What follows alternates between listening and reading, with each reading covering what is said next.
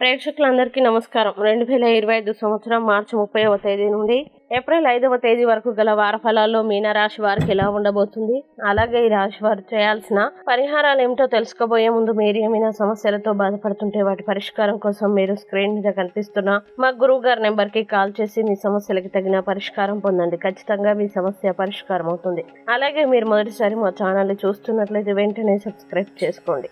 ఇక పూర్తి వివరాల్లోకి వెళ్తే మీనరాశి వారికి ఈ వారం శని 12వ ఇంట్లో ఉండటం వల్ల ఈ వారం కార్యాలయంలో మీకు ఇష్టానుసారంగా మంచి ఫలితాలు రావు. ఎందుకంటే మీ ప్రయోజనం కోసం మీకు స్నేహితులు ఎవరైనా మీకు ద్రోహం చేసే అవకాశం ఉంది. వ్యాపార దృక్కోణం నుండి వారం ప్రారంభం ముఖ్యమైనది. దీని నుండి మీరు చాలా కొత్త విషయాల్ని నేర్చుకుంటారు.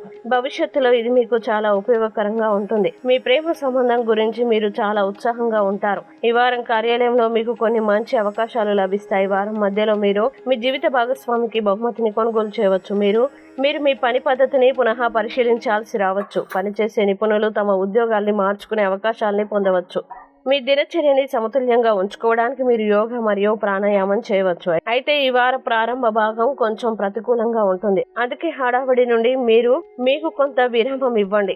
ఈ వారం మీరు కుటుంబం పట్ల అదనపు శ్రద్ధ వహించాల్సి ఉంటుంది. డ్రైవింగ్ చేసేటప్పుడు అదనపు జాగ్రత్తగా ఉండండి. అనవసరమైన విషయాలపై వివాదాలు పెంచుకోకండి. మీరు కుటుంబ సభ్యుని ఆరోగ్యం గురించి ఆందోళన చెందుతారు. మీ ఆహారం మరియు పానీయాలని జాగ్రత్తగా చూసుకోండి మరియు అధిక డబ్బు వృధాని నివారించండి. ఇక మీనరాశి వారు ఈ వారం చేయాల్సిన పరిహారాలు గనక చూసినట్లయితే ప్రతిరోజు లింగాష్టకాన్ని జపించండి. అలాగే ఈ వారం మీనరాశి వారికి అనుకూల తేదీలు గనక చూసినట్లయితే వీరికి 2వ తేదీ చాలా మంచి రోజు. ఈ తేదీలో ఏ పని ప్రారంభించినా సరే మంచిది. ఈ వీడియోని లైక్ చేయండి, షేర్ చేయండి. మరియు మీరు ఏమైనా సమస్యలతో బాధపడుతున్నట్లయితే వాటి పరిష్కారం కోసం ఒకసారి గురువు గారి నెంబర్కి కాల్ చేసి మీ సమస్యలకి తగిన పరిష్కారం పొందండి. ఖచ్చితంగా మీ సమస్య పరిష్కారం అవుతుంది. ఇంకా మీరు అనుకున్నటువంటి అన్ని పనుల్లో అంత మంచి జరగాలని కోరుకుంటూ సర్వే జన సుఖినో భవంతు.